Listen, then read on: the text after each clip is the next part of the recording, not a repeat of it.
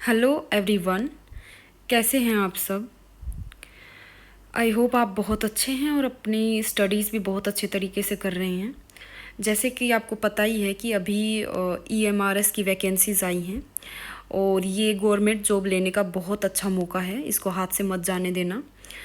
और EMRS PGT biology की अगर मैं बात करूं तो 99 वैकेंसीज़ हैं बायोलॉजी की और सिलेबस एनसीईआरटी से बाहर कुछ भी नहीं है। जैसे कि मैंने पहले बताया है कि जितने भी पीजीटी के एग्ज़ाम्स होते हैं उनका बेस एनसीईआरटी ही होता है। आप चाहे DSSS KVS NVS HTET आप कहीं भी चले जाना, अगर पीजीटी बायोलॉजी का आप एग्ज़ाम दे रहे हैं तो आप आपने सिलेबस भी देखा होगा कि उनका बेस एनसीईआरटी ही रहता है। और क्योंकि ये पीजीटी है तो हमें थोड़ा डेप्थ में भी पढ़ना पड़ेगा। ठीक है, तो मैं पहले सिलेबस दिखा देती हूँ आपको। तो भाई अपना एग्ज़ाम है ईएमआरएस का, वो 2 टायर में होने वाला है। टायर 1 क्वालिफाइंग है, जिसमें 10 गुना कैंडिडेट्स जो होते हैं वो चूज़ किए जाएंगे, सिलेक्ट किए जाएंगे और वही टायर 2 के लिए एलिजिबल होंगे। और ये सिर्फ क्वालिफाइंग है। ठीक है, और जनरल का मैं थोड़ा सा बता देती हूँ, क्योंकि अगर आपने जनरल की तैयारी नहीं की ना तो मेंस की तैयारी आपकी धरी की धरी रह जाएगी, कुछ काम की नहीं है वो। क्योंकि पहले टायर 1 को जो है पास करना है, उसी के बाद आप टायर 2 में पहुँचेंगे। तो अपना अच्छे से देख लेना भाई, कहीं मेरी तरह मैं जैसे सब्जेक्ट पे ज़्यादा ध्यान देती हूँ और यही मेरा थोड़ा मिस्टेक रह जाता है कई बार।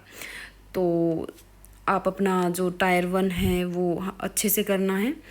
तो मैं थोड़ा बता देती हूँ। इसमें general awareness, reasoning ability, knowledge of ICT, teaching aptitude, domain knowledge, इसमें पेडागोजी वगैरह आएंगे, लैंग्वेज कॉम्पिटेंसी जो कि क्वालिफाइंग है, हिंदी और इंग्लिश आएंगे। ठीक है, ये टायर 1 है और इसकी अच्छे से तैयारी करनी है। इसी में जब नंबर लोगे तभी आप मेंस में पहुंचोगे। ठीक है, तो डिटेल में अगर आपको देखना है इसके सभी टॉपिक्स तो आप टेलीग्राम पे देख लेना, मैं वहाँ पे ये पीडीएफ शेयर कर दूँगी। तो पहले आप बायोलॉजी के सिलेबस पे चलते हैं। और जैसे कि मैंने बताया कि एनसीईआरटी बेस्ड ही होने वाला है। अभी मैं आपको दिखा देती हूँ, बस थोड़ा सा वेट कीजिए, अभी अपना सिलेबस आ जाएगा पीजीटी बायोलॉजी का।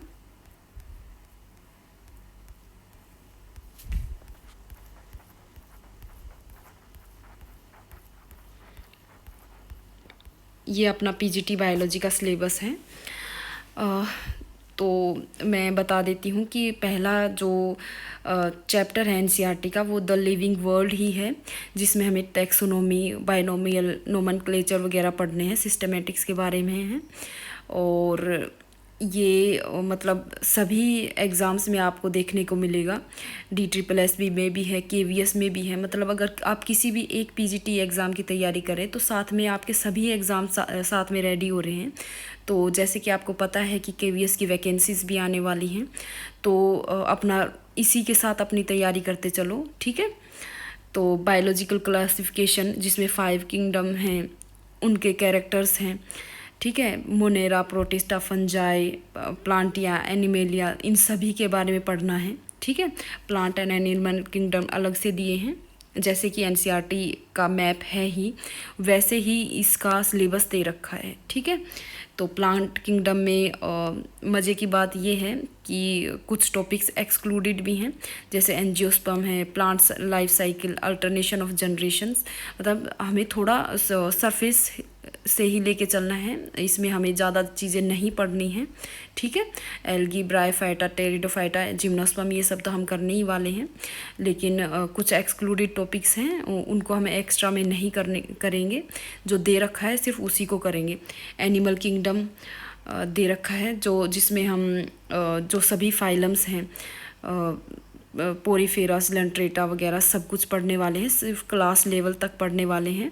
हमें किसी भी जो है ऑर्गेनिज्म की टाइप स्टडी वगैरह नहीं पढ़नी, जो कि हम बीएससी में करते थे। सिर्फ हमें कैरेक्टर्स और क्लास लेवल तक ही पढ़ना है। मॉर्फोलॉजी ऑफ फ्लावरिंग प्लांट, जिसमें हमें root, stem, leaf, inflorescence, fruit, flower वगैरह के बारे में पढ़ना है। और फैमिलीज़ में सिर्फ सोलेनेसी दी है इसमें, तो अपनी जो एनसीईआरटी है उसमें 2 फैमिलीज़ दी हैं, brassicaceae as well as solanaceae. Solanaceae से DSSS में भी क्वेश्चन आया था उसके एग्जाम्पल से, तो हम ये फैमिलीज़ अच्छे से कर लेंगे क्योंकि एक ही तो दी है तो हम उसको अच्छे से पढ़ लेंगे। फिर है एनाटमी, डाइकोट्स एंड मोनोकोट्स की हमें बतानी है, पूरा एनसीईआरटी बेस्ड है।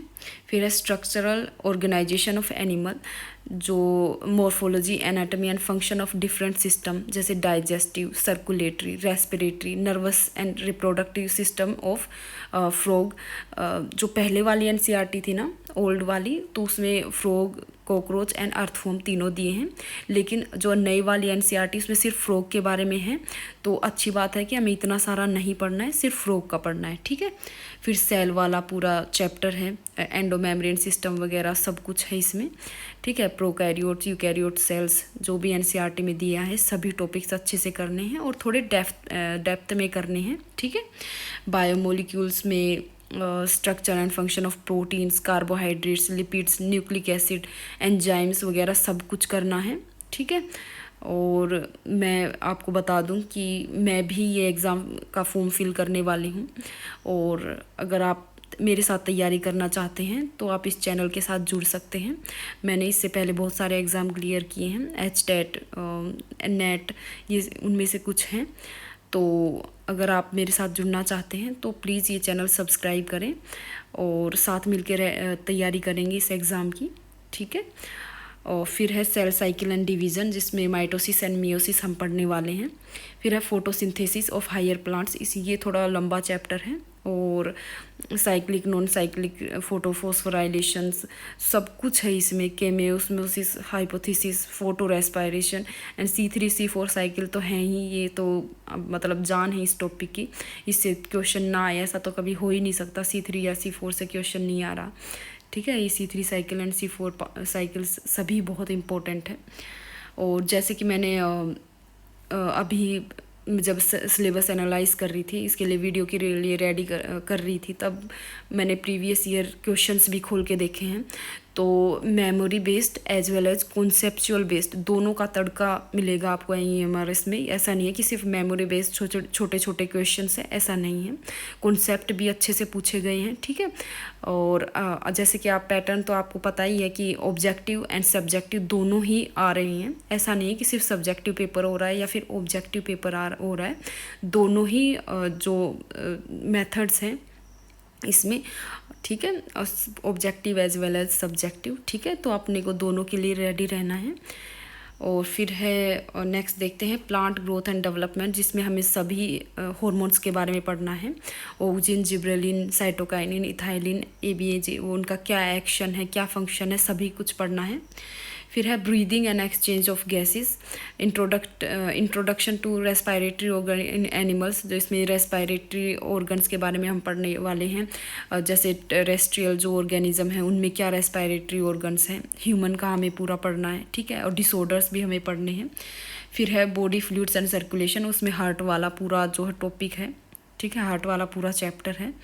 फिर है excretory product and there elimination, उसमें मोड्स ऑफ एलिमिनेशन, एक्सक्रीशन जो भी हैं, टेरेस्ट्रियल ऑर्गेनिज्म कैसे होते हैं, वो मोनोटेलिक होते हैं, यूरोटेलिक होते हैं, कैसे होते हैं, हमें ह्यूमन एक्सक्रीटरी सिस्टम पूरा पढ़ना है, हॉर्मोन्स के रोल पढ़ने हैं, डिसऑर्डर्स पढ़ने हैं, ठीक है। एक आइडिया आप NCERT से ले ही सकते हैं, लेकिन थोड़ा डेप्थ में तो हमें पढ़ना ही है, ठीक है। वो मैं आपका करवा दूँगी, बस आपका थोड़ा सपोर्ट चाहिए है। अदरवाइज़ मैं अगर मोटिवेशन नहीं मिलेगा तो मैं वीडियोस नहीं बना पाऊँगी, ठीक है। तो अगर आप सच में मेरे साथ पढ़ना चाहते हैं तो मुझे कमेंट्स में ज़रूर बताना। फिर है लोकोमोशन एंड मूवमेंट, इसमें डिसऑर्डर्स भी आ गए, ठीक है, सभी तरह की मूवमेंट्स भी आ गई, ठीक है। और डिटेल आप जो इसकी डिटेल्स हैं सिलेबस की, तो मैं आपको टेलीग्राम चैनल पे ये पूरी PDF शेयर ही करने वाली हूँ, वहाँ से आप अच्छे से देख सकते हैं।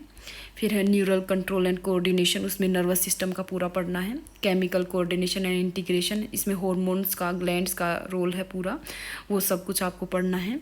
फिर है sexual reproduction in flowering plants, और फिर है human reproduction, male and female reproductive organs वगैरह सब कुछ पढ़ना है।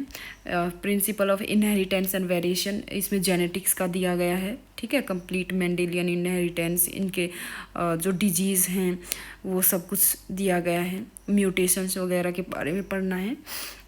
फिर है मोलिकुलर बेसिस ऑफ इनहेरिटेंस, इसमें मोलिकुलर बायोलॉजी में हमें डीएनए, आरएनए, प्रोटीन्स, इन सब का सिंथेसिस हमें पढ़ना है, ठीक है। ऑपरेन वगैरह भी हैं।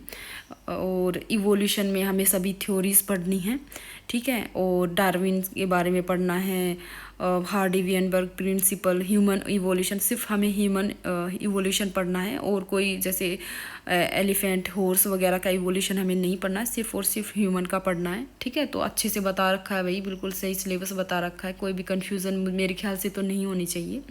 फिर है ह्यूमन हेल्थ एंड डिजीज़, जो भी वेक्टर्स हैं, पॉजिटिव एजेंट्स हैं, सिम्टम क्या हैं, क्या हम ट्रीटमेंट ले सकते हैं, सब कुछ हमें इसमें पढ़ना है। फिर है biotechnology, principle and process and application, ये दोनों ही चैप्टर हैं एनसीईआरटी में, और सेम टू सेम इसमें सिलेबस में मेंशन है, ठीक है। ऑर्गेनिज्म एंड पॉपुलेशन, इकोसिस्टम, ये पूरा अपना इकोलॉजी का पोर्शन आ गया। Biodiversity and conservation, ex situ conservation, in Situ conservation, national park, सब कुछ जो है इसमें आ गया है, ठीक है। तो ये अपना पूरा जो है बायोलॉजी का सिलेबस है, कोई ज़्यादा टफ नहीं है। और पीजीटी एग्ज़ाम पूरे एनसीईआरटी बेस्ड होते हैं, कुछ एक में एक्स्ट्रा टॉपिक ऐड्स हैं, वो आपको पता चल ही जाता है, लेकिन ये पूरा एनसीईआरटी बेस्ड है, इसका मैं बता रही हूँ। और थोड़ा सा डेप्थ में पढ़ना पड़ेगा, क्योंकि डिस्क्रिप्टिव पेपर भी है ना साथ में, ऑब्जेक्टिव एंड डिस्क्रिप्टिव दोनों तरह का जो है मिक्स आएगा पेपर, तो हमें थोड़ा सा डेप्थ में पढ़ना है। और अगर आप पूरी पीडीएफ चाहते हैं तो टेलीग्राम से ले लेना, मैं टेलीग्राम चैनल पे लिंक दे दूँगी इसी डिस्क्रिप्शन में, तो आप वो वहाँ से देख लेना। और कोई ज़्यादा टफ नहीं है, बस पेपर 1 है जो, उसमें मुझे थोड़ी सी दिक्कत आती है, आप लोगों का पता नहीं। सब्जेक्ट तो मेरा ठीक है, बट टायर 1 का थोड़ा सा मैं देख लूँगी कैसे करना है। बट बायोलॉजी का सिलेबस इजी है, और एनसीईआरटी मैंने कई बार रिवाइज़ कर रखी, क्योंकि इससे पहले भी मैं DSSS भी पीजीटी बायोलॉजी, एस्टेट वगैरह की तैयारी कर रही थी, तो शायद मुझे इसलिए थोड़ा ईजी लग रहा है। और आप सब भी मेरे साथ जुड़ सकते हैं, और हम सब अच्छे से तैयारी करेंगे। और फॉर्म फिलिंग अपना पहले ही देख लेना भाई, कहीं लास्ट डेट का वेट करो, ठीक है। तो thank you so much for watching.